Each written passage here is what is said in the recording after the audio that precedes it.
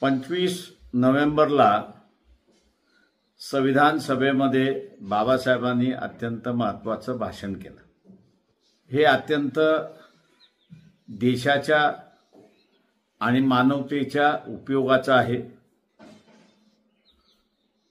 हा दिवस साजरा झाला पाहिजे यासाठी वंचित बहुजन आघाडीने 25 नोव्हेंबरला मुंबई शिवाजी पार्क या ठिकाणी संविधान के सम्मान में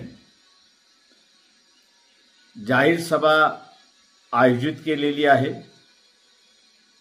मी तमाम मानवतावादी जनतेस, देशप्रेमी जनतेस आवाहन करतो की आपण 25 नोव्हेंबरला मुंबईत शिवाजी पार्कच्या सभेला उपस्थित राहा। जय भीम, नमस्कार।